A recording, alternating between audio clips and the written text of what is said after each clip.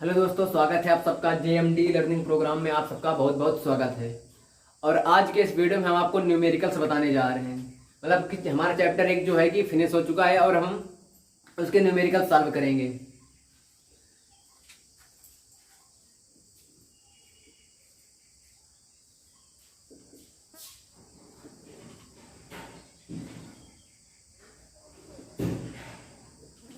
तो आज का हमारा टॉपिक यही रहेगा कि आज की वीडियो में हम न्यूमेरिकल बताएंगे। तो शुरू कर रहे हैं। एक तरफ से आपको सभी न्यूमेरिकल्स बताए जाएंगे और अच्छे अंदाज में बताए जाएंगे।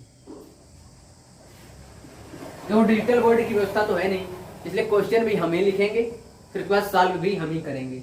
ठीक, तो क्वेश्चन हम इस साइड लिखे दे रहे हैं और इस साइड में सॉल्व कर देंगे। तो आप लोगों के पास किताब है अगर तो किताब आप ओपन कर लीजिए। और किताब जो हमारे पास उपलब्ध है वो है कुमार मित्तल की, और कुमार मित्तल से ही हम न्यूमेरिकल सॉल्व कराएंगे।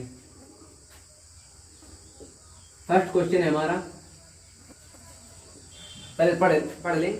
इलेक्ट्रॉन पर 1.6 × 10⁻⁻19 कूलम ऋण आवेश होता है, तो अल्फा कण पर कितना आवेश होगा? ये हमारा फर्स्ट क्वेश्चन है। इलेक्ट्रॉन पर 1.6 × 10⁻⁻19 कूलम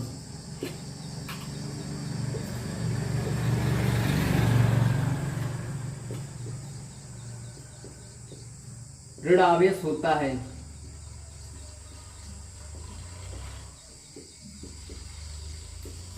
अल्फा कण पर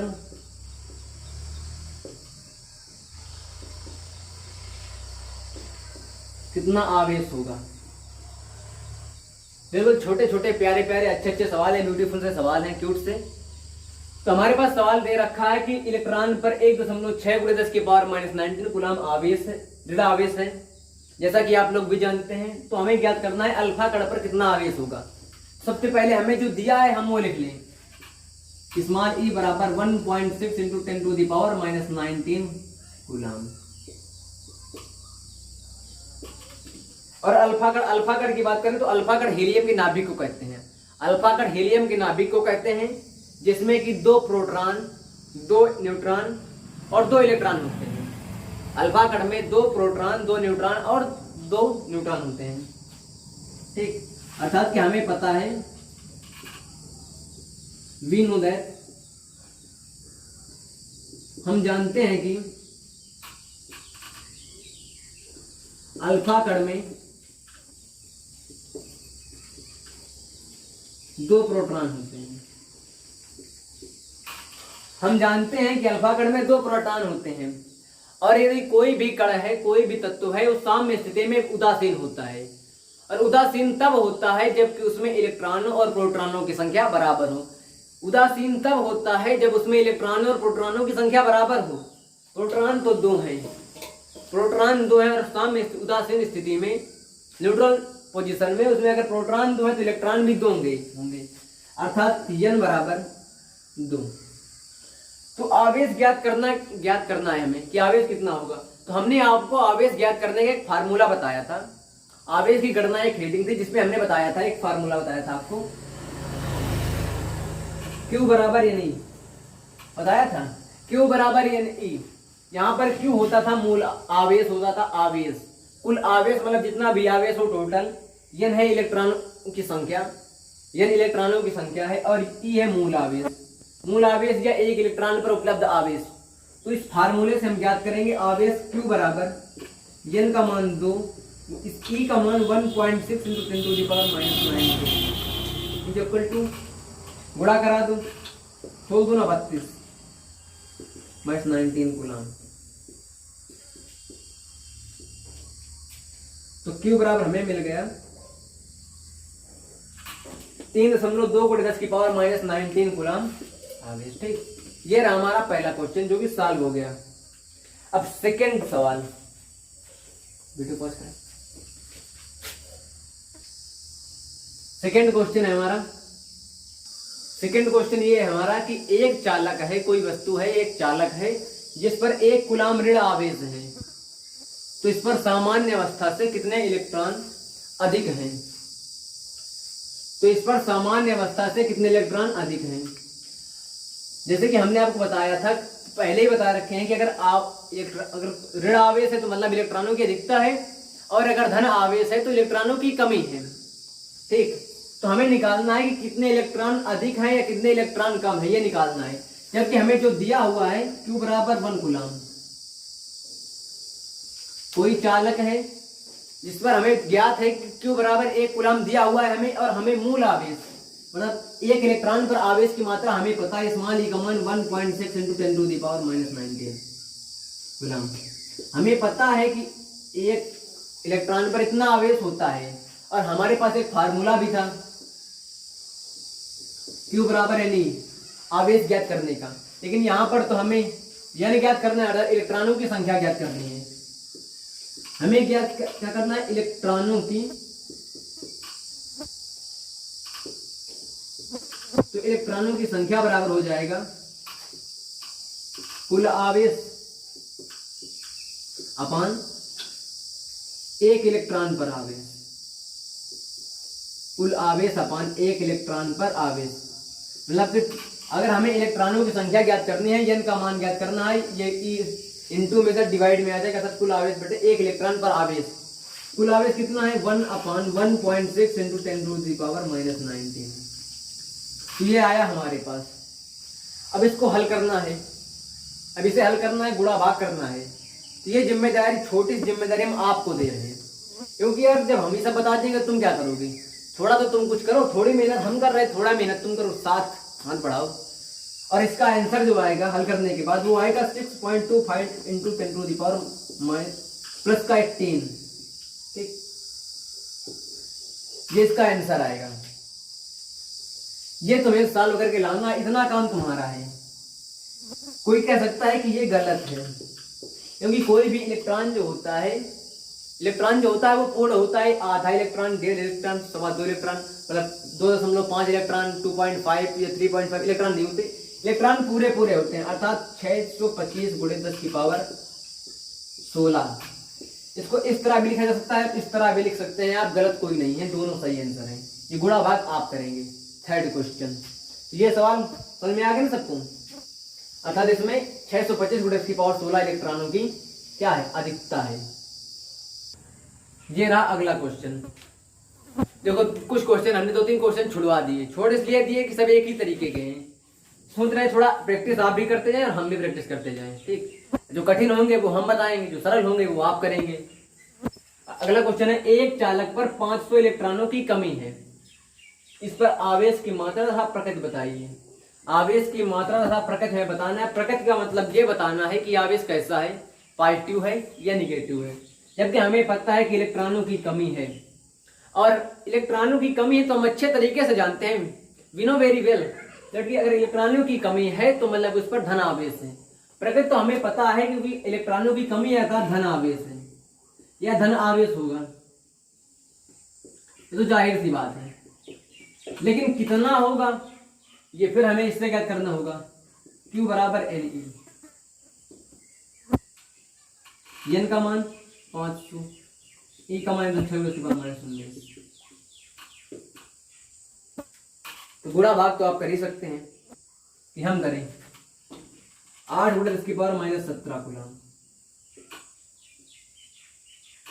ये रहा आपका तीसरा सवाल भी हमने कर दिया, 3 सवाल हमने कर दिए।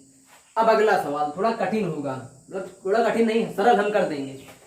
अब अगला सवाल देखो, समझ में आ रहा है ना? Q बराबर NE लगाया है, आवेश बराबर इलेक्ट्रॉनों की संख्या, एक इलेक्ट्रॉन पर आवेश। गुणा भाग तो आप कर सकते हैं। अब गुणा भाग हम सिखाएंगे तो फिर क्या मतलब, ठीक।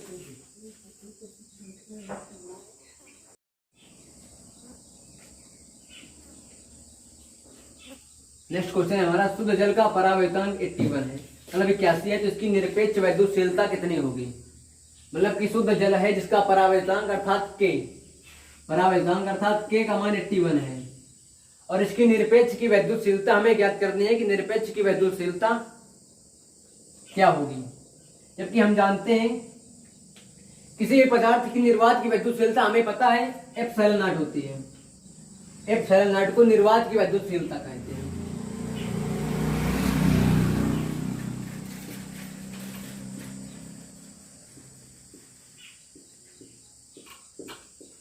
एप्सिलॉन नॉट होती है, जिसका मान होता है 8.85 गुणे 10 की पावर -12, 8.85 गुणे 10 की पावर -12। और हमें ज्ञात करना है निरपेक्ष वैद्युतशीलता, जिसे एप्सिलॉन नॉट से जाता है, केवल एप्सिलॉन नॉट, अर्थात निरपेक्ष वैद्युतशीलता, निरपेक्ष वैद्युतशीलता एप्सिलॉन नॉट का हमें मान ज्ञात करना है। जबकि हमारे पास एक फार्मूला था K बराबर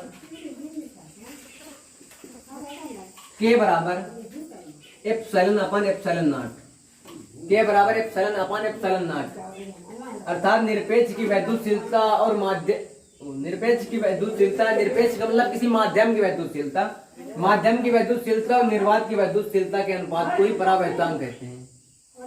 माध्यम की वैद्युतशीलता जो होगी एप्सिलॉन बराबर K एप्सिलॉन नॉट, एप्सिलॉन बराबर K एप्सिलॉन नॉट। अब इनका आप अगर मल्टीपल कर दो, गुणा कर दो इन दोनों का, तो हमें क्या मिल गया, K का मान 81 इंटू एप्सिलॉन नॉट का मान 8.85 गुणे 10 की पावर -12, 8.85 गुणे 10 की पावर -12। अब इनका अगर हम गुणा कराएंगे, हल कराएंगे, हमें मिलेगा 7.17 गुणे 10 की पावर -10, 7.17 गुणे 10 की पावर -10 कूलाम स्क्वायर प्रति newton metre square, coulomb square प्रति न्यूटन मीटर स्क्वायर। ये तो रहा ये सवाल, थोड़ा समझ लीजिए। देखो, शुद्ध जल का परावैद्युतांक 81 है। परावैद्युतांक मतलब समझ रहे हैं, जैसे कि कोई फार्मूला जब बल का होता था, यह बराबर 1/4 पाई एप्सिलॉन नॉट के Q1 Q2 अपन r²। यहाँ पर जो ये K है, ये जो K है, इसे को माध्यम का परावैद्युतांक कहते हैं। K बराबर जो हमें दिया है 81, ठीक। और जो माध्यम का परावैद्युतांक होता है वो किसी पदार्थ का, किसी भी पदार्थ के लिए उस पदार्थ की किसी माध्यम में वैद्युतशीलता और निर्वात में वैद्युतशीलता के अनुपात को कहते हैं। अर्थात K बराबर एप्सिलॉन अपॉन एप्सिलॉन नॉट, मतलब किसी माध्यम की वैद्युतशीलता और निर्वात की वैद्युतशीलता के अनुपात को ही हमें माध्यम का परावैद्युतांक कहते हैं। परावैद्युतांक हमें पता है, निर्वात की वैद्युतशीलता हम अच्छे तरीके से जानते हैं, अर्थात एप्सिलॉन नॉट का मान हमें पता है। यहाँ से अगर हम एप्सिलॉन की वैल्यू निकालें तो इसके साथ मल्टीपल में आ जाएगा, गुणे में आ जाएगा, अर्थात एप्सिलॉन बराबर K एप्सिलॉन नॉट। तो K का मान 81 है, एप्सिलॉन नॉट का मान 8.85 गुणे 10 की पावर -12 ये होता है, जो कि किताबों में भी लिखा है। और अगर एग्जाम पेपर में सवाल आएगा भी तो शायद अधिकतर लिख के आता है एग्जाम पेपर में भी, एप्सिलॉन नॉट का मान ये होता है। मतलब जो मेन चीजें होती है वो आपको लिख के आ जाते हैं अधिकतर चीजें, फिर भी आपको याद होना बहुत जरूरी है, ठीक। अब चलते हैं नेक्स्ट क्वेश्चन की ओर। ये रहा आपका नेक्स्ट क्वेश्चन आपके स्क्रीन पर। दो प्रोटॉनों के मध्य, देखो जो हम क्वेश्चन करवा रहे हैं मोस्ट इंपोर्टेंट क्वेश्चन है, जो कि बहुत जरूरी है, आपको आने ही चाहिए। दो प्रोटॉनों के मध्य लगने वाले प्रतिकर्षण बल की गणना कीजिए जबकि उनके बीच की दूरी 4 × 10 की पावर -15 मीटर है। पहले सवाल को एक बार नहीं, दो बार नहीं, जब तक सवाल समझो, पहले सवाल का क्या रहा है, सवाल को एक बार 4 बार पढ़ो, बार बार पढ़ो, जब तक समझ में ना आ जाए तब तक पढ़ो। कह रहा है दो प्रोटॉनों के मध्य प्रतिकर्षण बल की गणना कीजिए। अब यहाँ पे प्रतिकर्षण लिखा है, ये क्यों लिखा है? प्रतिकर्षण बल अगर लिखा है इसका मतलब ये है कि जो प्रोटॉन है, दो प्रोटॉन है, प्रोटॉनों में कैसा आवेश होता है? धन आवेश। और जब दोनों धन आवेश है तो उनके बीच प्रतिकर्षण का बल लगेगा, सिंपल सी बात है। इसीलिए यहाँ पर लिखा है प्रतिकर्षण बल की गणना कीजिए, क्योंकि आवेश समान प्रकार के हैं, एक ही जाति के हैं, सजातीय आवेश है, इसलिए इनके बीच प्रतिकर्षण का बल लगेगा। जबकि उनके बीच की दूरी जो कि हमें दी है, r का मान दिया है, r 4 × 10 की पावर -15 मीटर, 4 × 10⁻⁻15 मीटर हमें दिया हुआ है। अब हमें इनके बीच बल ज्ञात करना है, तो कूलाम चाचा ने हमारे एक बल का एक फार्मूला बताया था, एक बल का फार्मूला था जो भी बताया था, हमने भी बताया था आपको। यह बराबर क्या होता था? 1/4 pi epsilon not, 1/4 pi epsilon not Q1 Q2 upon r²। यह बराबर 1/4 pi epsilon not Q1 Q2 upon r²। अगर इसकी स्ट्रक्चर ड्रा करें तो कैसी होगी? देखो, एक प्रोटॉन यहाँ पर है, एक प्रोटॉन यहाँ पर है, बीच की दूरी 4 × 10⁻15 मीटर है। यहां से यहां तक की दूरी 4 × 10⁻15 मीटर है। यहाँ पर एक प्रोटॉन है, एक प्रोटॉन यहाँ स्थित है, एक प्रोटॉन यहाँ स्थित है। मतलब कि एक प्रोटॉन में कितना आवेश होता है, एक प्रोटॉन में कितना आवेश होता है, पॉजिटिव का होता है 1.6 × 10⁻19 कूलम। अर्थात यहाँ पर जो चार्ज है 1.6 × 10⁻19 कूलम, और यहाँ पर भी आवेश इतना ही है 1.6 × 10⁻19 कूलम। ठीक, इतना चार्ज इस तरफ, इतना चार्ज इस तरफ है, बीच की दूरी ये है। लो हो गया सवाल। यह बराबर 1/4 पाई एप्सिलॉन नॉट का मान, 1/4 पाई एप्सिलॉन नॉट का मान पता है ना तुमको? अरे पता नहीं है क्या? 9 × 10⁹ 9 × 10⁹ इंटू Q1, अर्थात ये वाला और ये वाला, Q1 ये है, Q2 ये है। 1.6 × 10⁻19 Q2 की वैल्यू 1.6 × 10⁻19 अपॉन r², r का मान 4 × 10⁻15। स्क्वायर लगा दिया, स्क्वायर लगा था मेरे दोस्त, स्क्वायर लगा दिया। समझ में आ रहा है कि नहीं? आगे ये बराबर 9 × 10⁹ ये 9 × 10⁹ इंटू 1.6 × 10⁻19 इंटू 1.6 × 10⁻19 अपॉन 4 × 10⁻15 लिखा है, 4 × 10⁻15 लिखा है, स्क्वायर लगा है, गुणा वर्ग कर दो, 4 का वर्ग 16, 4 का वर्ग 16 गुणे 10⁻15 दूना 30, इसके बाद -30। अब इसका गुणा भाग कर लो आप, या हम कर दें। देखो यहां से दशमलव हटाया, एक 10 नीचे आ गया, ये 16 से ये 16 कट गया। ठीक, एक 16 से एक 16 कट गया। यह बराबर 9 × 10⁻9 गुणे 1.6 गुणे 10⁻−19 38 अपन 19 अपन 10⁻−29 बचेगा, क्योंकि 10⁻+ का 1 ये है, माइनस का 30 ये है। गुणे में घातें जुड़ती हैं या फिर घटती हैं? जुड़ती ही हैं, तो -30 + 1 -29 बचा।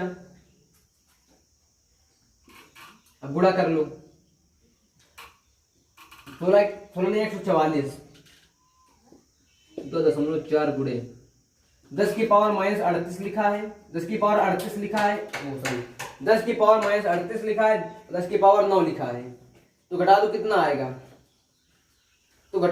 आएगा, 10⁻−29 बचेगा अपन 10⁻−29 है। अरे मेरे दोस्त, तो 38 लिखा है, 9 घटा दोगे तो 29 है, तो बचेगा। अब 10⁻−29 से 29 कट गया, क्या बचा? 14.4 बल का मात्रक न्यूटन। तो ये रहा आपका आंसर। ठीक, क्योंकि सवाल था हमारे पास, दो प्रोटॉनों के मध्य लगने वाले प्रतिकर्षण बल की गणना कीजिए, यह ज्ञात कीजिए कि कितना बल लग रहा है, जबकि उनके बीच की दूरी 4 × 10⁻−15 मीटर है। ये सवाल था हमारे पास। देख समझते जाओ। तो हमने इसका एक स्ट्रक्चर ड्रा किया कि एक, मान लिया कि एक प्रोटॉन यहाँ पर है, दूसरा प्रोटॉन यहाँ पर है, बीच की दूरी ये दी हुई है 4 × 10⁻15। और हम अच्छी तरीके से जानते हैं कि प्रोटॉन पर जो आवेश होता है वो 1.6 × 10⁻−19 कूलम होता है। हम जानते हैं, अच्छे तरीके से जानते हैं। और बल का फार्मूला हमारे पास था, यह बराबर 1/4 pi epsilon not Q1 Q2 upon r²। हमें फार्मूला पता है, r का मान पता है, Q1 पता है, Q2 पता है, आगे पूरा गुणा भाग कर दिया, आगे सवाल हल कर दिया, और आंसर हमें मिल गया 14.4 14.4 न्यूटन। क्योंकि न्यूटन इसलिए लिखा है क्योंकि यह बल का यूनिट है, मात्रक है। ठीक, अब चलते हैं नेक्स्ट क्वेश्चन की ओर।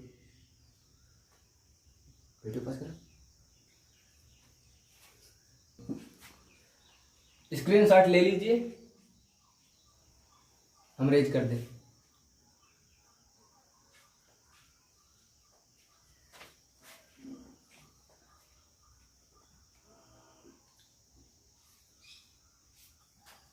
ये रहा आपका नेक्स्ट क्वेश्चन कि एक यूरेनियम, इसका परमाणु क्रमांक 92 है, परमाणु भार 238 है। एक 92U238। इसका मतलब यह है कि यूरेनियम एक तत्व है, यूरेनियम एक तत्व है जिसका परमाणु क्रमांक 92 है, और परमाणु भार जो 238 लिखा है उसका परमाणु भार है। परमाणु अल्फा कण उत्सर्जित करता है, अल्फा कण उत्सर्जित करता है यदि किसी क्षण अल्फा कण विघटित परमाणु के केंद्र से 9×10⁻15 मीटर दूरी पर हो तो अल्फा कण पर कितना बल कार्यरत होगा। एक बार सवाल को फिर से पढ़ लीजिए कि एक 92 मतलब 92 जो परमाणु क्रमांक है, यूरेनियम एक तत्व है जिसका परमाणु भार 238 है, कि परमाणु अल्फा कण उत्सर्जित करता है, अल्फा कण उत्सर्जित करता है यदि किसी क्षण अल्फा कण विघटित परमाणु के केंद्र से 9×10⁻15 मीटर दूरी पर हो तो अल्फा कण पर कितना बल लगेगा। तो इधर देखें, मान लीजिए कि एक ये यूरेनियम तत्व है, ठीक, ये एक यूरेनियम तत्व है जिसमें कि 92 प्रोटॉन हैं, क्योंकि जितने न्यूट्रॉन होंगे उतने ही जितने इलेक्ट्रॉन होंगे उतने ही प्रोटॉन होंगे उदासीनी अवस्था में। और ये परमाणु क्रमांक है, परमाणु क्रमांक 92 है, 92 है। हम जानते हैं कि किसी भी परमाणु में परमाणु क्रमांक जितने होंगे, जितना परमाणु क्रमांक होगा उतने ही उस तत्व में परमाणु प्रोटॉनों की संख्या होगी, मतलब जितना परमाणु क्रमांक होगा उतने ही उसमें प्रोटॉनों की संख्या होगी। अर्थात 92 परमाणु क्रमांक है, अर्थात प्रोटॉनों की संख्या जो टोटल है, कुल प्रोटॉनों की संख्या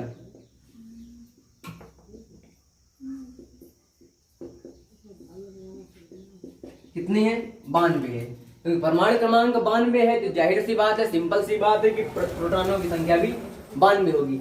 अब आगे क्या कह रहा है कि अल्फा कण उत्सर्जित करता है, अल्फा कण उत्सर्जित करता है, अल्फा कण उत्सर्जित करने पर,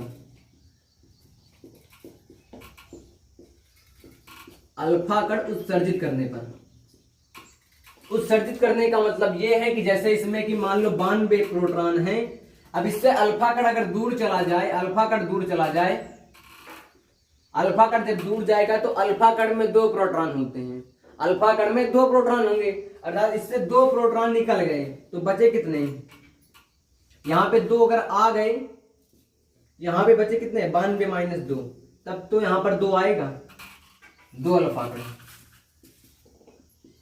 नहीं समझे, मतलब देखो फिर से देखो, 92 अल्फा कण थे, 92 प्रोटॉन थे, अल्फा कण उत्सर्जित हो गया, अल्फा कण दूर चला गया तो 2 अल्फा कण में 2 प्रोटॉन होते हैं, अर्थात एक जब अल्फा कण जाएगा तो मतलब 2 प्रोटॉन चले गए, तो कितने बचे इसके पास, इसके पास बचे आकर केवल 90 प्रोटॉन, बचे कितने 90 प्रोटॉन।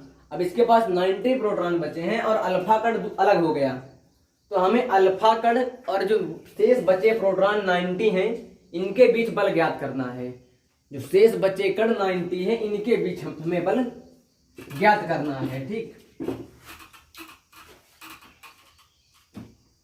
कि मतलब ये एक पॉइंट यहां पर है जहां पर 90 प्रोटॉन है, 90 पी, दूसरी दूर एक अल्फा कण है, अल्फा कण या उस पर 2p आवेश, 2p मतलब 2 प्रोटॉन है, क्योंकि 92 थे, 2 अलग हो गए, दूर चले गए, छोड़ छाड़ के इसको चले गए, अलग आ गए, तो दूरी कितनी है, कितनी दूर गए हैं 9×10⁻15 मीटर, इतनी दूर गए हैं। मतलब कि इसका नाभिक जो था, केंद्र था परमाणु का, केंद्र ये था, यहाँ पर 92 थे, लेकिन अल्फा कण जब दूर चला गया तो यहाँ पे 90 बचे और 2 अलग हो गए, ठीक। तो यही हमें ज्ञात करना है। पहले हम ज्ञात करते हैं Q1, मतलब कि यहाँ पर आवेश कितना होगा, क्योंकि हमें बल ज्ञात करना है। बल के फार्मूले के अकॉर्डिंग, बल का जो फार्मूला होता है F बराबर 1/4πε0 Q1 Q2 अपन r²। बल का फार्मूला होता है F बराबर 1/4πε0 Q1 Q2 अपन r², जहां पे हम इसका मान जानते हैं, r हमें पता है, Q1 Q2 नहीं पता, तो सबसे पहले Q1 Q2 ज्ञात करते हैं। Q1 कितना है 90 प्रोटॉन, 90 प्रोटॉन। अब एक प्रोटॉन में जितना आवेश होगा उतना ही 90 प्रोटॉन होगा, मतलब कि एक प्रोटॉन का अगर 90 प्रोटॉन है तो मतलब यहाँ पर जितना आवेश होगा वो 90 प्रोटॉनों के बराबर होगा, अर्थात 90 गुणे 1.6 × 10⁻⁻19, 1.6 × 10⁻⁻19, अर्थात 144 इंटू 10⁻⁻19 कूलम। ये आ गया Q1 का मान, ये Q1 की वैल्यू आ गई 144 इंटू 10⁻⁻19 कूलम। ठीक, अब हमें निकालना है Q2 अर्थात ये वाला अल्फा कण पर। तो इस पर कितना है 2p आवेश है, 2p चार्ज है, जहां की हमने p से प्रोटॉन को लिख रखा है, अर्थात 2 इंटू 1.6 इंटू 10⁻⁻19 मल्टीपल करा दो 3.2 इंटू 10⁻⁻19 कूलम। अर्थात Q1 और Q2 की वैल्यू हमने फाइंड आउट कर ली। अब ये Q1 और Q2 की वैल्यू अगर हम इस फार्मूले में रख देते हैं तो हमें लगने वाला बल का मान पता चल जाएगा। ठीक, अर्थात Q1 हमने क्या ज्ञात किया है 144 इंटू 10⁻⁻19 कूलम, और Q2 हमने फाइंड किया है 3.2 इंटू 10⁻⁻19 कूलम। ठीक, अब इसको सॉल्व करते हैं।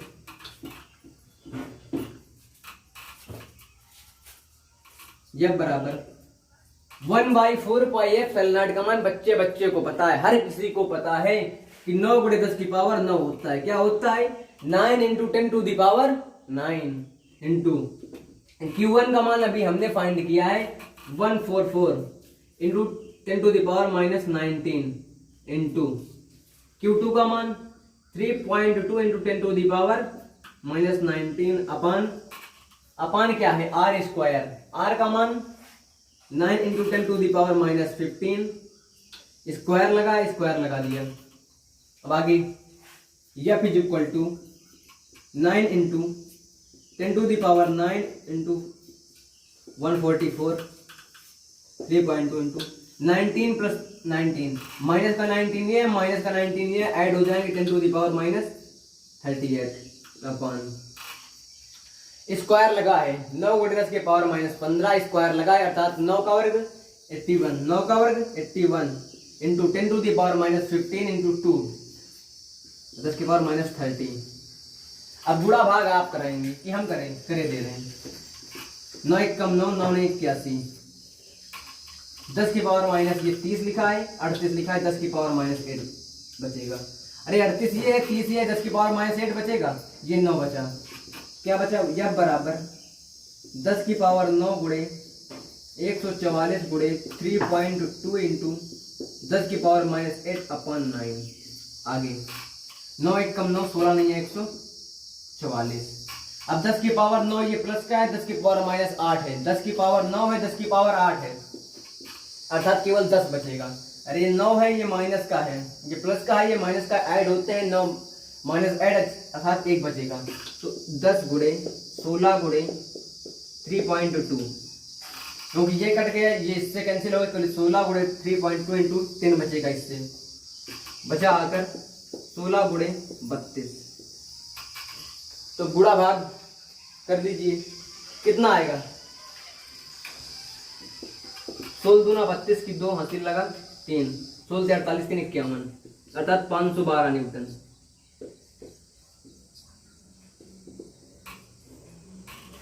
अर्थात इनके बीच जो बल लगेगा अलग होने पर वो लगेगा 512 न्यूटन का 512 न्यूटन का बल लगेगा। ये रहा आपका ये सवाल हो गया, क्योंकि आपके समझ में आ गया होगा। देखो सवाल में कुछ नहीं है, केवल थोड़ा सवाल का कॉन्सेप्ट समझना है। कॉन्सेप्ट ये था कि एक यूरेनियम तत्व था, कॉन्सेप्ट सिर्फ ये था कि एक यूरेनियम तत्व था जिसका परमाणु क्रमांक 92 है और परमाणु क्रमांक प्रोटॉनों की संख्या के बराबर होता है, इतना तो आप जानते हैं। अर्थात परमाणु क्रमांक 92 था तो प्रोटॉनों की संख्या 92 थी, जिससे अल्फा कण अलग हो गया। और जब अल्फा कण अलग हो गया तो इसका मतलब है कि अल्फा कण पर 2 प्रोटॉन होते हैं। अल्फा कण अलग होगा तो सिंपल सी बात है कि 2 प्रोटॉन अलग हो गए, और वही जो 2 प्रोटॉन अलग हुए तो फिर सेंटर पर जो नाभिक था वहां पर 90 बचे, क्योंकि 92 थे 2 अलग हो गए 90 बचे, बस दूरी थी, हमने फार्मूला लगा के हल कर दिया। ठीक, अब चलते हैं नेक्स्ट क्वेश्चन की ओर। आप स्क्रीनशॉट ले लें, ये नोट कर लें, हम साइड हो जाया करें तो इसका मतलब स्क्रीनशॉट ले लें। चलो मैं रेज किए दे रहा, ये रहा आपका नेक्स्ट क्वेश्चन। 2 अल्फा कण परस्पर 0.1 एंगस्ट्रॉन की दूरी पर हैं उनके बीच कार्यरत अर्थात कार्य करने वाला विद्युत प्रतिकर्षण बल गुरुत्वाकर्षण बल से कितने गुना है। पहले सवाल को एक बार फिर से पढ़ लीजिए कि दो अल्फा कण हैं परस्पर 0.1 एंगस्ट्रॉन की दूरी पर हैं, तो इनके बीच कार्य करने वाला विद्युत प्रतिकर्षण बल गुरुत्वाकर्षण बल से कितने गुना है, ये हमें ज्ञात करना है।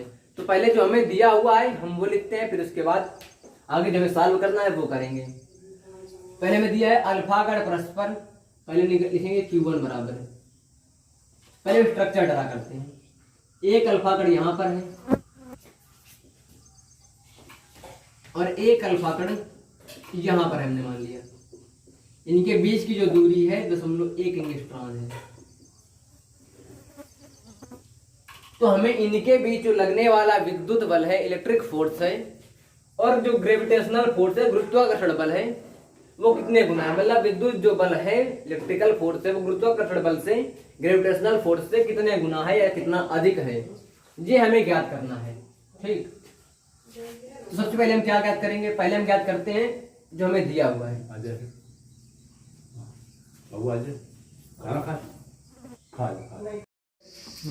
गुणा भाग आप करेंगे Fe/Fg की वैल्यू जो आएगी 3.17 × 10⁻⁻35 आएगी। अभी इधर डिवाइड में से मल्टीपल में चला जाएगा। Fe बराबर 3.17 × 10⁻35 Fg, मतलब इनके बीच जो इलेक्ट्रिकल बल लगेगा वो गुरुत्वाकर्षण बल से इतना अधिक होगा, गुरुत्वाकर्षण बल का इतना गुना। तो Fe बराबर आएगा 3.17 × 10⁻35 Fg, मतलब जो इलेक्ट्रिकल फोर्स होगा वो गुरुत्वाकर्षण बल का इतने गुना होगा 3.1 गुणा भाग आप कर लीजिए। थोड़ा बड़ा मिस्टेक हो सकता है, आ सकती है, बाकी ज्यादा मिस्टेक नहीं है। ठीक, तो आज की क्लास को यहीं तक रखते हैं और मिलेंगे आपको नेक्स्ट क्लास में। ठीक, और जैसे समझ में ना आया हो तो कमेंट कर सकते हैं। बाय बाय, टेक केयर, पढ़ते लिखते रहना। ये रहा आपका नेक्स्ट क्वेश्चन। देखो जो मैं क्वेश्चन करवा रहा हूँ वेरी इंपॉर्टेंट क्वेश्चंस हैं, बहुत ही महत्वपूर्ण न्यूमेरिकल्स हैं। इनमें से अधिकतर न्यूमेरिकल्स आपके एग्जाम्स में जरूर आते हैं, क्योंकि जो आपका एग्जाम पेपर होता है उसमें से न्यूमेरिकल जरूर आते हैं, थ्योरी भी आती है, न्यूमेरिकल भी जरूर आते हैं। इसलिए हम आपको जरूरी मतलब जो इम्पोर्टेंट न्यूमेरिकल है वो सॉल्व करवा रहे हैं। तो ये रहा नेक्स्ट क्वेश्चन आपका स्क्रीन पर कि दो सूक्ष्म गोलों में से, तो पहले सवाल पढ़ लीजिए। दो सूक्ष्म गोलों में से प्रत्येक पर 10⁵ इलेक्ट्रॉनों की कमी है। यदि इनके बीच की दूरी 1 मीटर है, यदि इनके बीच के डिफरेंस जो है 1 मीटर है, तो विद्युत बल की गणना कीजिए। तो आइए मेरे साथ और हल करते हैं इस सवाल को, मिलकर करेंगे। एक हाथ तुम बढ़ाओ, एक हाथ हम बढ़ाएं, मिलकर सवाल हल करें। दो सूक्ष्म गोले बना लेते हैं। मान ले एक गोला ये है, एक गोला ये है। ठीक, सपोज करो एक गोला ये है, एक गोला ये है, बीच की दूरी 1 मीटर है। यहां से यहां तक की जो दूरी है, डिफरेंस है, वो 1 मीटर है।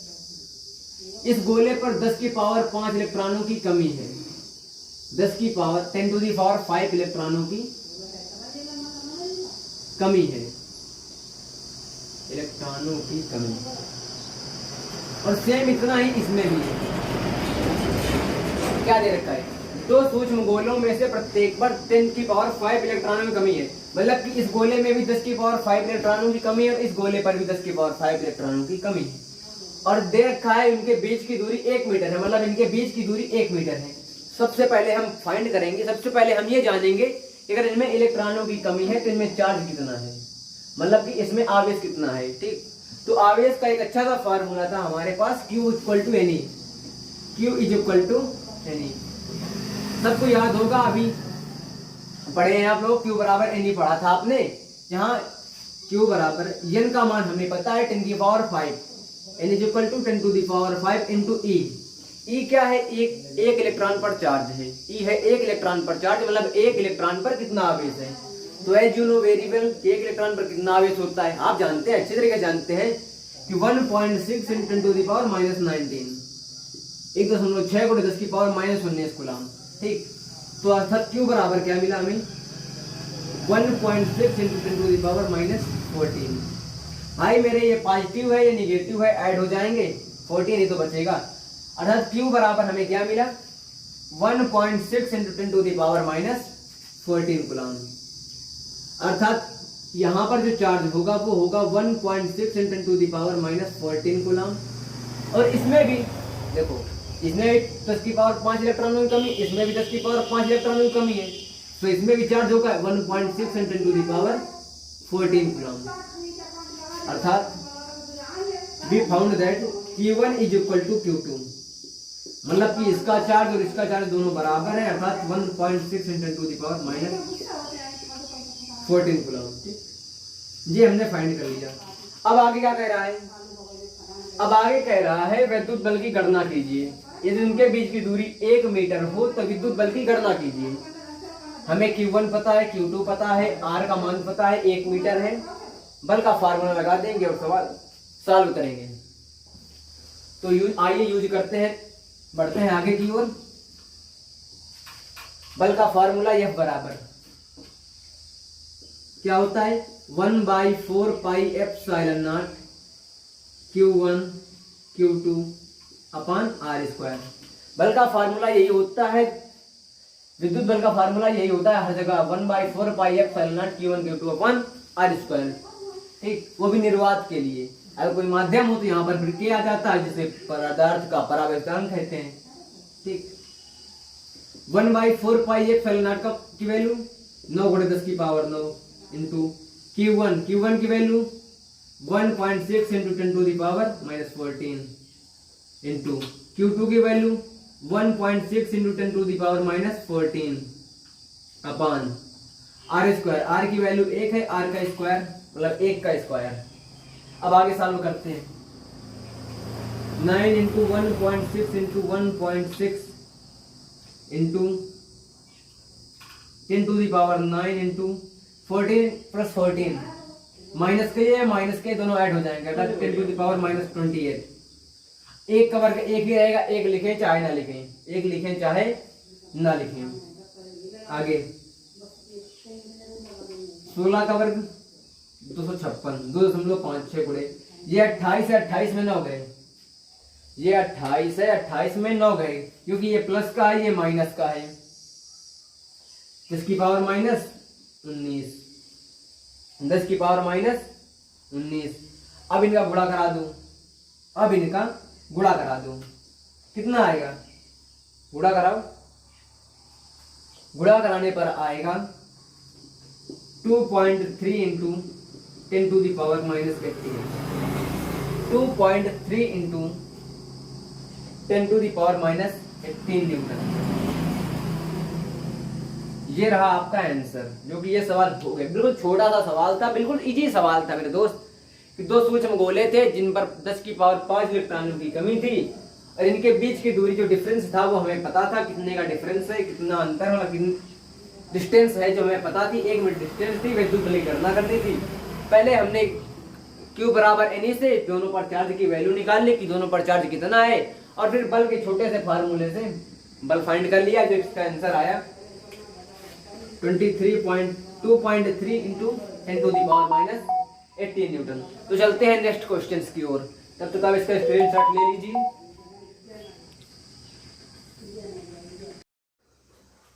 ये रहा आपका नेक्स्ट क्वेश्चन स्क्रीन पर। कि सवाल पहले पढ़ लीजिए कि सवाल क्या रहा है।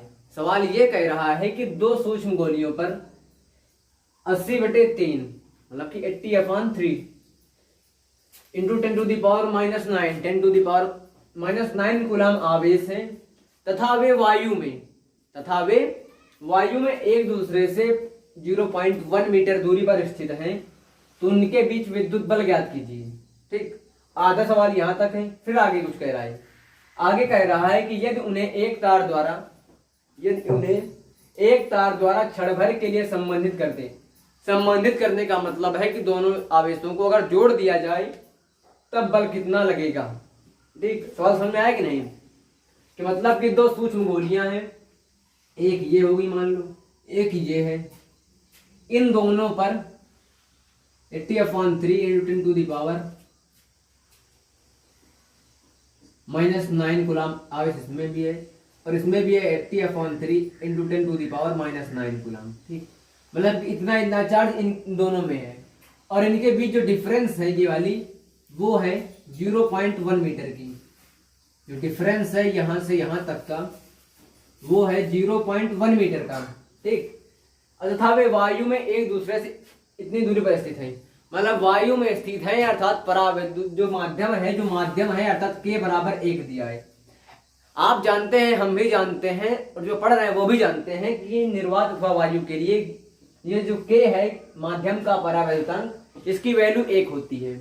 इसलिए हमें दे रखा है कि ये वायु में स्थित है अर्थात के बराबर 1 है, तो इनके बीच बल कितना लगेगा। ठीक, हमें अर्थात ये फाइंड करना है कि F का मान क्या होगा, वो भी जब वो दोनों गोलियां वायु में रखी हुई हैं। तो इसके लिए सिंपल सी बात है, पहले हम लिख लेते हैं जो हमें दिया हुआ है। Q1 बराबर Q1 Q2 दोनों बराबर ही है ना, Q2 R बराबर 0.1 मीटर, या इसको इस तरह लिख सकते हैं 1 × 10⁻⁻1 मीटर।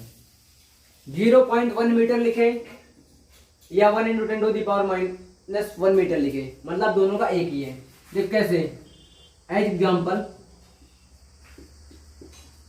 0.1 लिखे, दशमलव हटाएंगे 10 भाग में आ जाएगा, 1/10 आएगा, इसको ऊपर ले जाएंगे 1 × 10⁻⁻1, मतलब ये जो लिखा है वही ये लिखा है, मतलब ये जो लिखा है वही ये लिखा है। ठीक, तो मतलब हमने सरल करने के लिए ढंग में इसको लिख दिया है। ठीक, तो चलते हैं आगे, सवाल हल करते हैं। बल का फार्मूला हमें पता है, हमें क्या सबको पता है, यह बराबर 1/4πε0 Q1 Q2 अपान R²।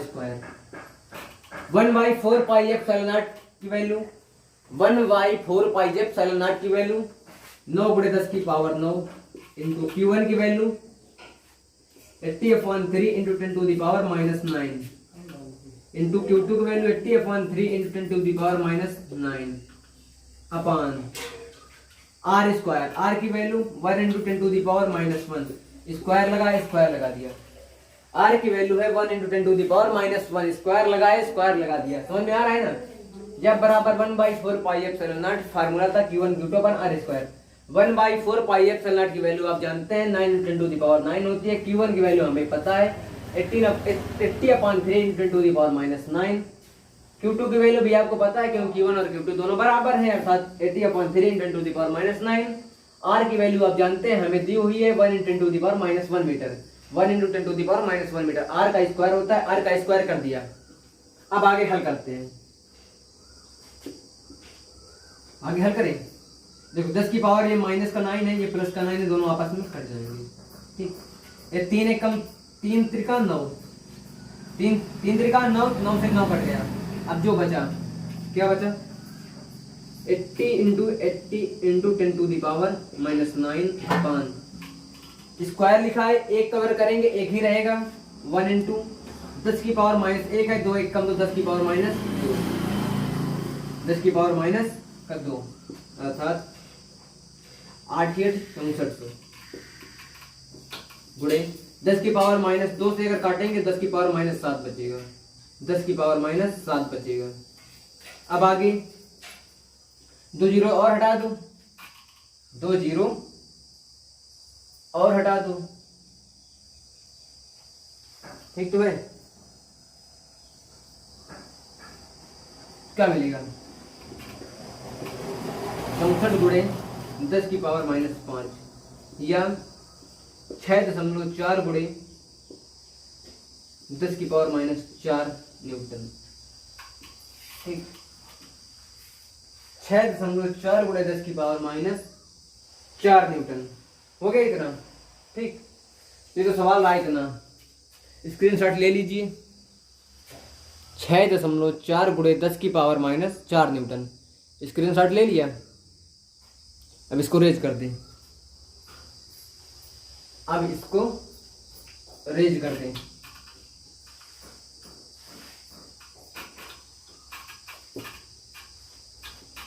अब आगे हल करते हैं। अब आगे कह रहा है कि यदि उन्हें हम एक तार द्वारा क्षण भर के लिए जोड़ दें, मतलब कि जो दोनों चार्ज हैं, जो दोनों सूक्ष्म गोलियां हैं, उन्हें अगर क्षण भर के लिए जोड़ दें तब बल कितना लगेगा। तो देखो इधर पहली गोली पर हमने मान लिया आवेश है 80/3 × 10⁻⁹ कूलम फर्स्ट, ठीक। सेकंड पर भी इतना ही है 80/3 × 10⁻⁹ कूलम। फर्स्ट पर भी इतना है, सेकंड पर भी इतना है। अगर हम इनका पूरा मतलब औसत निकाल लें, क्योंकि जब जोड़ेंगे तो कम से ज्यादा में ज्यादा से कम में चला जाएगा, लेकिन यहाँ पे दोनों बराबर है। इनका अगर औसत निकालें, औसत आवेश बराबर Q1 + Q2/2। क्योंकि यार जब किसी का माध्य निकालते हो आपको पता है ना, जैसे कि 3 और 5 लिखा है, 3 and 5 लिखा है, इनका औसत कैसे निकालोगे? 3 + 5/2। मतलब कि जो औसत के लिए होता है पदों का योग बटे पदों की संख्या, मतलब जितने भी हमें नंबर दिए होते हैं उनको सबको ऐड कर देना है और उनके जितने संख्या होंगे, मतलब जितने टाइम वो यूज किए होंगे वो उससे डिवाइड कर देना होता है। 3 टाइम होता तो 3 से डिवाइड करते हैं, 4 टाइम होता तो 4 से डिवाइड करते हैं, 2 टाइम्स दिया है तो 2 से डिवाइड करेंगे। तो 3 + 5 = 8/2 = 4। सेम कंडीशन यहाँ पर भी है, ये हमने एग्जाम्पल लिया था, सेम कंडीशन यहाँ पर भी है। इन दोनों को ऐड कर लो, 80/3 × 10⁻⁹ + 80/3 × 10⁻⁹/2, ठीक। तो क्या मिलेगा? 10 पूरा का एक ही है, अर्थात 2 ऐड हो जाएगा, 2 का गुणा हो जाएगा, क्योंकि देखो 80/3 2 पूरा मिल रहा है, जितना ये है उतना ये है। तो चाहे हल कर लो, तो इनको हल कर लो, क्या है एलसीएम बराबर है, जो घट जाएंगे। 80 + 80 160 × 10⁻⁹/3/2। ये इससे मतलब ये भाग में है, इसके गुणे पहुंच जाएगा, ये भाग में से गुणे पहुंच जाएगा, अर्थात 160 × 10⁻⁹/6 = 80/3 × 10⁻⁹। मतलब कि वही जो हमारे पास फर्स्ट कंडीशन में थी, सेकंड कंडीशन थी, वही हमें मिल गया, अर्थात Q1 बराबर। तो कहने का मतलब ये है कि Q1 और Q2 की वैल्यू बराबर है, और यही कंडीशन ने हमें सवाल अभी इस सवाल को हल किया है कि दे रखा था 2 सूक्ष्म गोलियों पर 80/3 × 10⁻�9 कूलम आवेश है, और हमने Q1 और Q2 के वैल्यू वही मिल चुके हैं, अर्थात इसको हम अगर सॉल्व करते हैं तो हमें वही आंसर फिर से फाइंड होगा। तो चलते हैं नेक्स्ट क्वेश्चन की ओर, ठीक।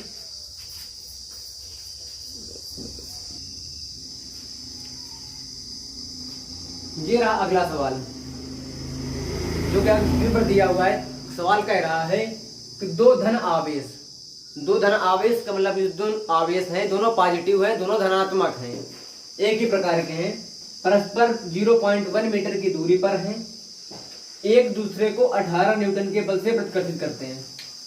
भाई जाहिर सी बात है, जब दो धन आवेश है, समान प्रकार के आवेश हैं, तो सिंपल सी बात है, आप भी समझ सकते हैं कि एक दूसरे को प्रतिकर्षण करेंगे। जब समान जात के हैं तो फिर प्रतिकर्षण तो होगा ही ना। और इतना कह रहा है प्रतिकर्षित करते हैं, आगे कह रहा है कि यदि दोनों आवेशों का योग, यदि उन दोनों आवेशों का योग 9 माइक्रोकूलम हो, आवेशों का योग 9 माइक्रोकूलम हो, ये जो सिंबल बना है ये म्यू कहते हैं इसे, इसको मतलब होता है माइक्रो, ठीक। माइक्रोकूलम मतलब म्यूसी हो तो उनके अलग अलग मान ज्ञात कीजिए। अलग अलग मान ज्ञात करने का मतलब है कि प्रत्येक आवेश की कितनी वैल्यू है। हमें आवेश इस बार फाइंड करना है कि दो आवेश जो कि 0.1 मीटर की दूरी पर है स्थित है, वो आवेश कितने कितने हैं, मतलब उन पर कितने कूलम आवेश हैं। तो सबसे पहले हम लिखते हैं जो हमें दिया हुआ है। हमें क्या क्या दिया हुआ है? आर का मान दिया है 0.1 मीटर, एफ का मान दिया है 18 न्यूटन, दिया कि नहीं दिया? इतनी दूरी पर है, 0.1 मीटर की दूरी पर है, एक दूसरे को 18 न्यूटन के बल से प्रतिकर्षित करते हैं, और उन ठीक ये तो हमें दिया। और आगे कह रहा है ये दोनों आवेशों का योग। हमने मान लिया कि पहला आवेश जो है Q1 है, दूसरा आवेश Q2 है, इनका योग जो है Q1 + Q2 दिया है 9 माइक्रोकूलम। 9 माइक्रोकूलम, 1 माइक्रोकूलम बराबर होता है 10⁻⁻6 coulomb. We know very well as that 1 microcoulomb = 10⁻⁻6, मतलब 1 माइक्रो बराबर 10⁻⁻6 किलो होगा, कुछ भी होगा, 1 माइक्रो मतलब 10⁻⁻6 होता है, ठीक। अब आगे बारी हमारी है सवाल हल करने की, तुम चलते हैं आगे। मान लिया हमने ये समीकरण हमारा फर्स्ट है, इसको हमने समीकरण फर्स्ट बना लिया, Q1 + Q2 = 9 × 10⁻⁻6 कूलम। ये हमारा समीकरण फर्स्ट है। अब आगे चलते हैं बल के फार्मूले की ओर। फार्मूला बल का होता है F बराबर 1/4πε0 Q1 Q2/r²। Q1 Q2/r²।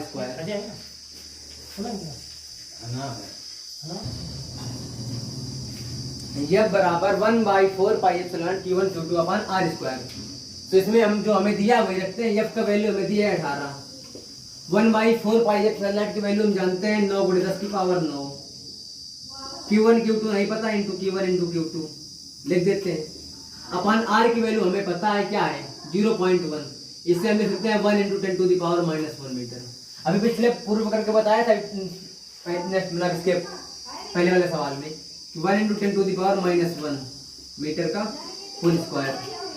तो = 18 = 9 × 10⁹ इंटू Q1 इंटू Q2 अपन 1 × 10⁻⁻2 अपन 10⁻⁻2।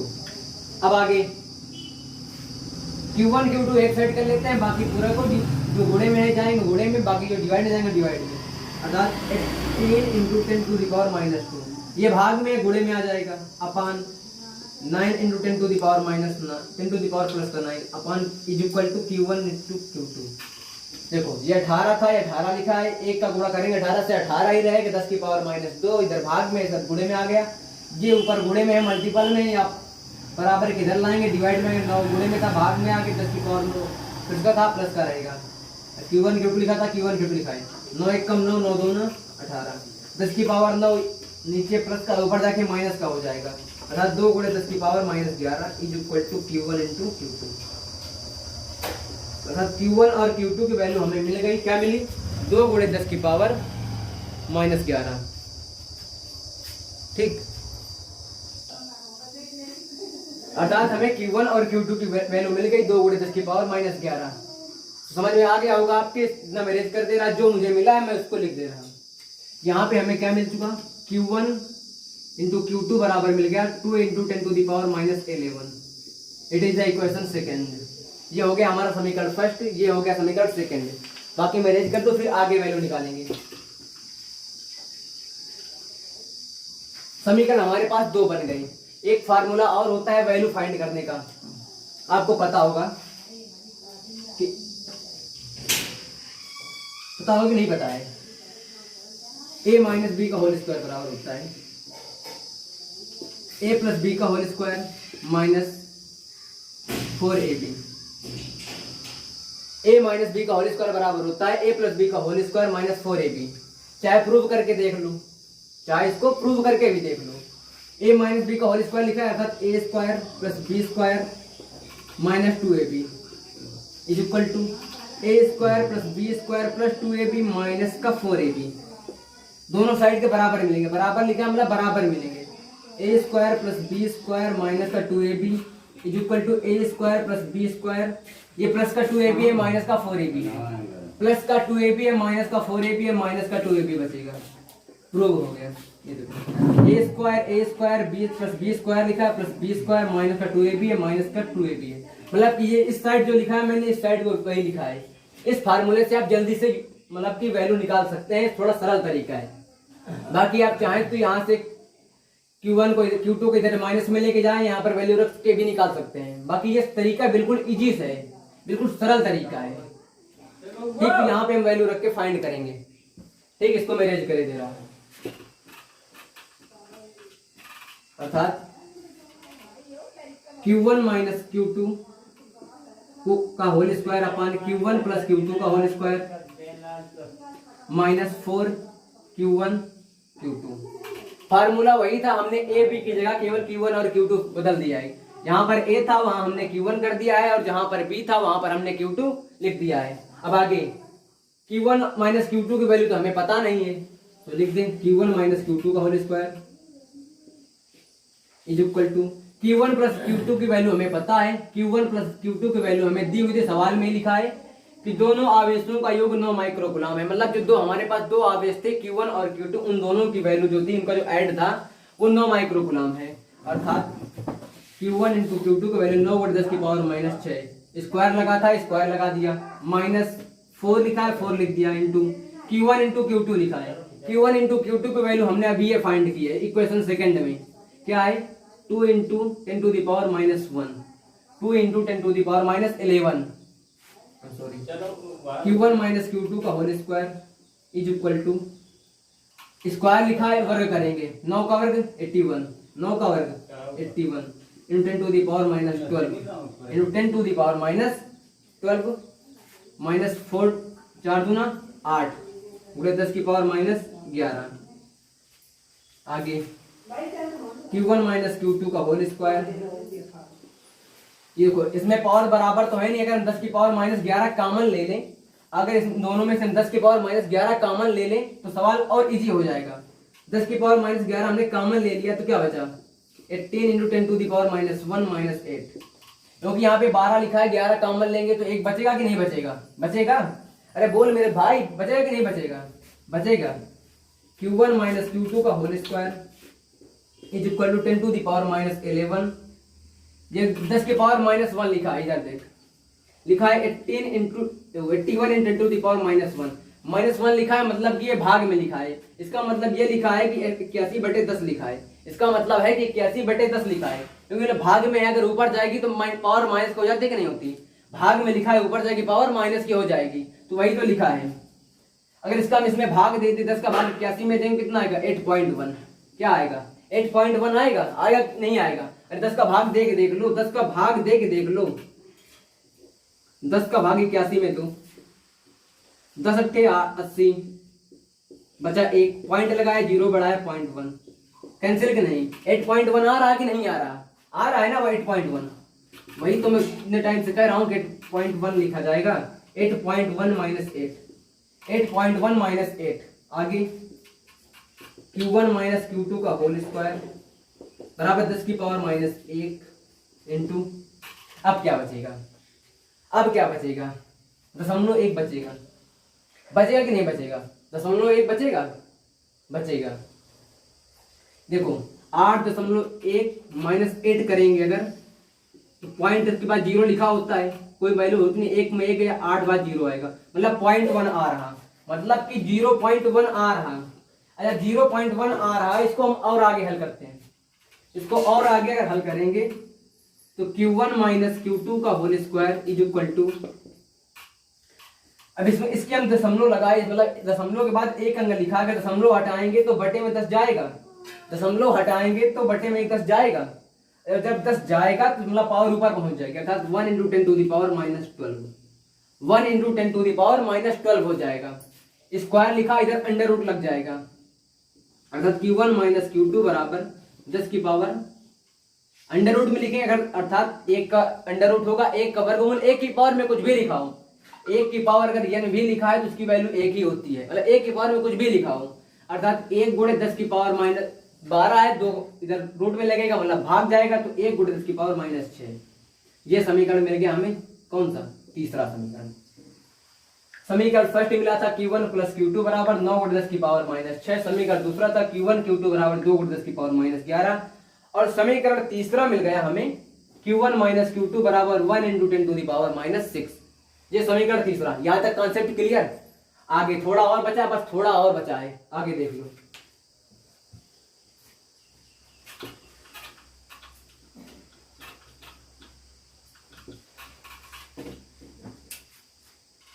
समीकरण 1 और जो तीसरा है हमारा, 1 और 3 को जोड़ने पर समीकरण फर्स्ट था Q1 plus Q2 is equal to 9 into 10 to the power minus 6, तीसरा था Q1 minus Q2 is equal to 1 into 10 to the power minus 6, add करेंगे अर्थात ये दोनों प्लस के ऐड हो जाएंगे, 2Q1, एक Q1 ये, एक Q1 ये है, मतलब कि 2Q1, ये माइनस का ये प्लस का कट जाएंगे, 9 1 10 गुणे 10 की पावर माइनस 6, ये 2 इधर गुणे में इसके साथ भाग में आएगा, Q1 बराबर 5 गुणे 10 की पावर माइनस 6, क्या मिला Q1 की वैल्यू हमें मिल गई 5 गुणे 10 की पावर माइनस 6 गुना, अब बचा क्या, Q2 निकालना है। अब बचा क्या, Q2 निकालना है। तो Q2 की वैल्यू चाहे यहां रख दो,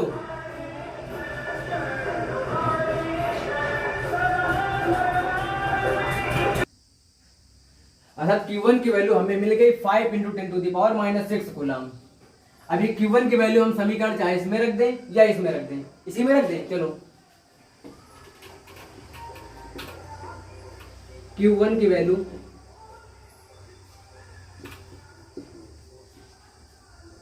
समीकरण 3 में रखने पर Q1 की वैल्यू यहां पर रखेंगे, क्या है 5 × 10⁻⁻6। Q1 की वैल्यू अगर रख देंगे क्या मिले, 5 × 10⁻⁻6 माइनस Q2 लिखा है, minus Q2 is equal to 1 × 10⁻⁻6।